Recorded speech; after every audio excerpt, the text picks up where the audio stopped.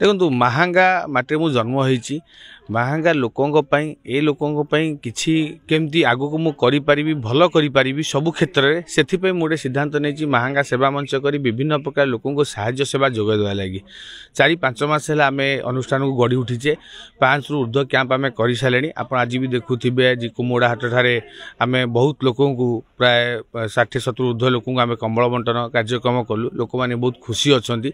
एवं आउ कि समय पर ओलाशुणी मेलार आम गोटे जरूरीकालीन स्वास्थ्य सेवार उद्घाटन भी करूँ तेणु गोटे मोर मूल उद्देश्य अच्छी जो मान पाखे सेवा कि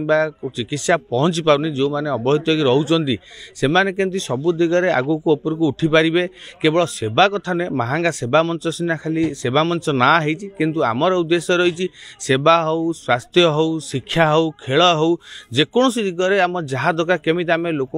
अनुप्राणित करमी आम लोक माने आगु को जीवे सेटा हूँ मो मूल उद्देश्य एवं एटा भी आमर गोटे उद्देश्य रही महांगा अंचल रे प्रायतः जो पिला माने आम पाठपढ़ा क्षेत्र हो खेल क्षेत्र हो कि कला संस्कृति जेकोसी क्षेत्र में भल प्रदर्शन करुँचा आगु को जाई पारना कौन संबल भाव कि अर्थ भाव से आम साहाय्य करूँ ऊपर को पहुँचे पारू से आम कम करूँ तेणु विभिन्न दिग नहीं कि मुझे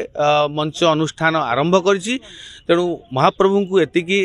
मु प्रार्थना करी मत से शक्ति और संबल दिंतु एवं आपण मानकर साधारणतः महांगावासी मानकर सेतिकी सहयोग लड़बी जहाँफल ए सेवा मंच आगू को उठू एवं मु अधिक अधिक सत्य केमती लोक मानू मु साहाय्य करि परिबी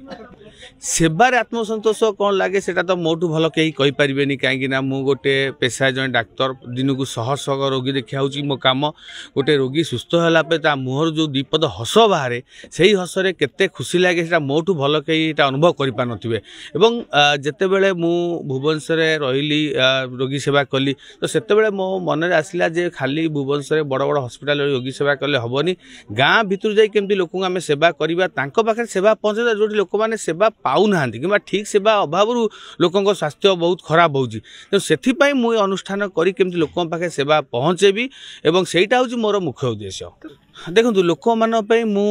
पर्सनाली मासक थे आसूँ आम अंचल को कुआपड़ अंचल आसूँ रोगी सेवा देखा लगी किंतु जो आम स्वास्थ्य कैंप कथा कहूचे जोटा स्वास्थ्य शिविर कथा कहूचे सेटा प्रायतः आमर डिसेम्बर जानुरी यही मस आम कर खरा हेले आम से स्वास्थ्य शिविर करें तो आम कि समय आलोचना करूँ जे हुए तो स्वास्थ्य शिविर मुझे वर्ष न करें डेंटाल कैंपटा केमती हम सेटा मुझे मस आरेंज करी बट आर वर्ष ठू मोर यहाँ रोचे लोक मान मोटा प्रतिज्ञा रोचे सब वर्ष गोटे कि दुईटा हो केमती गोटे आम मागणा स्वास्थ्य शिविर कर मुझे चेष्टा करी एवं सीजन पलैला से सीजन स्वास्थ्य सेवा करना डिफिकल्ट हम कहीं एत समय रही पारे रोगी तो डेंटाल कैंपटा मुझे चेष्टा करुँची आगामी 2026 पर प्रत्येक वर्ष आम अंचल जहाँ भी हेले गोटे दुईटा विशाल मेगा स्वास्थ्य शिविर आम अनुष्ठान तैयारी करूँ।